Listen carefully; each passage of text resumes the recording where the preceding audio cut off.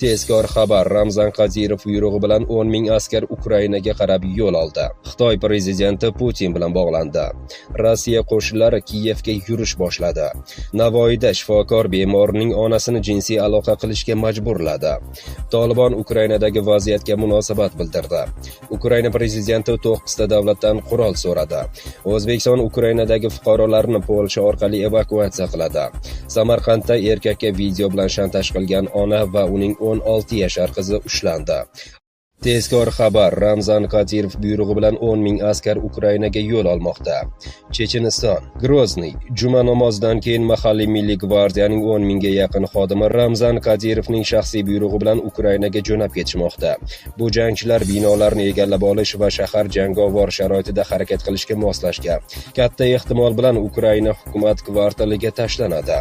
Ma'lumotlarga ko'ra, Ukrainada Janubiy, Shimoliy va Omon batalyonlarining 2000 nafar chechen jangchilari mavjud.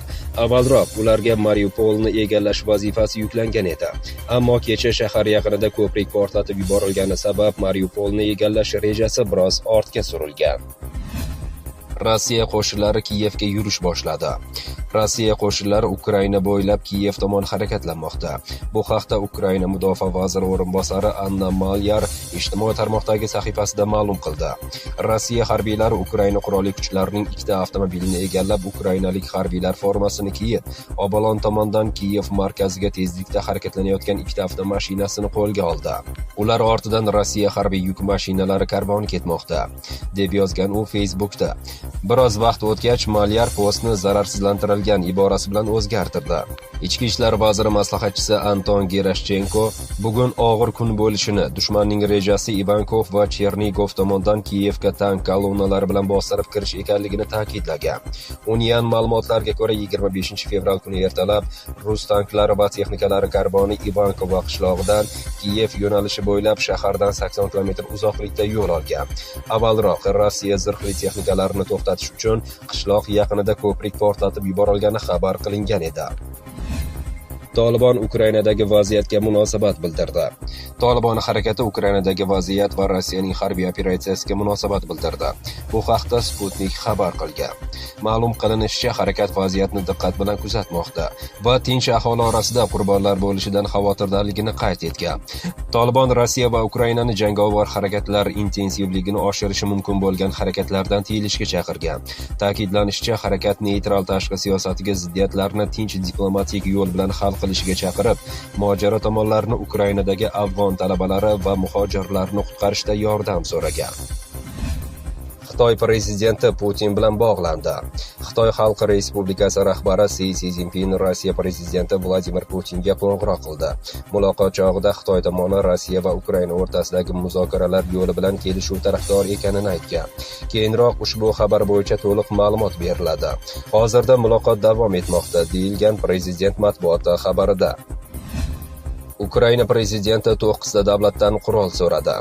Rossiya 4 yo'nalishda harbiy harakatlar olib borayotgani aytilgan. Ukraina prezidenti Vladimir Zelenskiy Buxarest 9ligiga Bolgariya, Vengriya, Estoniya, Litva, Latviya, Polsha, Ruminiya, Slovakiya, Chexiya mudofaa yordami ko'rsatishni so'rab murojaat qildi.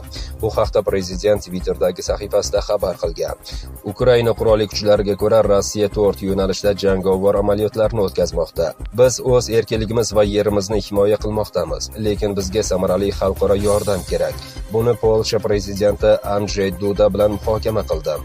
Men Buxarest 9ligiga mudofaa yordami, sanksiyalar, Rossiyaga bosim o'tkazish haqida murojaat qildim.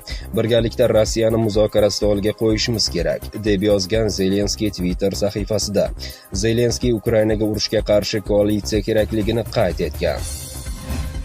O'zbekiston Ukrainadagi fuqarolarni Polsha orqali evakuatsiya qiladi. O'zbekiston Ukrainadagi fuqarolarni Polsha orqali evakuatsiya qiladi. Bu haqda O'zbekistonning Ukrainadagi elchixonasi matbuot xizmati ma'lum qildi. Qayd etilishicha, elchixona Ukrainadagi fuqarolarni Polsha orqali vatanga qaytarishni rejalashtirmoqda. Chegarani kesib o'tish faqat O'zbekistonning Ukraina va Polshadagi elchixonalari vakillari hamkorligida avtobuslarda markazlashgan holda amalga oshirilishi mumkin. Boshqa barcha holatlarda siz chegarada muammo muammoga duch kelasiz. Ayni vaqtda evakuatsiya qilinganlar ro'yxatini tuzishda ayollar, bolalar, talabalar va qariyalarning birinchi o'rinda turishiga e'tibor qaratmoqchimiz. Sizni ishontirib aytmoqchimizki, biz fuqarolarimizni xavfsiz evakuatsiya qilish uchun barcha imkoniyatlarimizni ishga solamiz. Navoiyda shifokor bemorning onasini jinsiy aloqa qilishga majburladi. Navoiyda farzandiga kasallik varaqasini berish uchun onasini jinsiy aloqa qilishga majburlab kelgan shifokor qo'lga olindi. Bu haqda viloyat Ichki ishlar boshqarmasi matbuot xizmati xabar qilgan.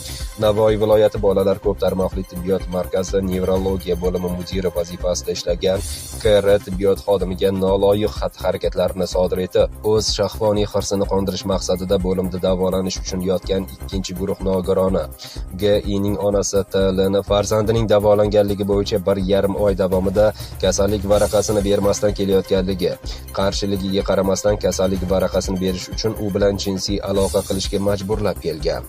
Joriy yilning 12 fevral kuni Navoiy viloyati Ichki ishlar boshqarmasi Jinoyat qidiruv boshqarmasi Korrupsiya va iqtisodiy jinoyatlarga qarshi kurash bo'limi xodimlari tomonidan Navoiy shahar Guliston 2-mahalla fuqarolar yig'ini 2-uyning 5-qavatidagi raqamsiz xonadonga KR o'zi bilan T.L.ni olib kirgan vaqtida ushlangan. Jinoyat kodeksining 121-moddasi bilan jinoyat ishi qo'zg'atilib, tergov harakatlari olib borilmoqda. Samarqandda erkakka video bilan shantaj qilgan ona va uning 16 yashar qizi ushlandi. Samarqandda fuqaroni unga tegishli bo'lgan video tasvirni tarqatib, sharmanda qilish bilan qo'rqitib, undan 2000 AQSh dollari talab qilib kelgan 43 yoshli ayol hamda uning 16 yashar qizi ushlandi. Bu haqda Ichki ishlar vazirligi huzuridagi tergov departamenti matbuot xizmati ma'lum qildi.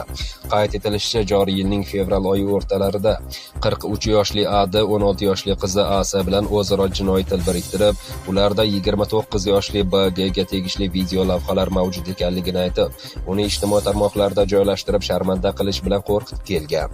Ona bola ushbu ma'lumotlarni oshkor qilmaslik evaziga B.G.dan 2000 AQSh dollar pul talab qilishgan.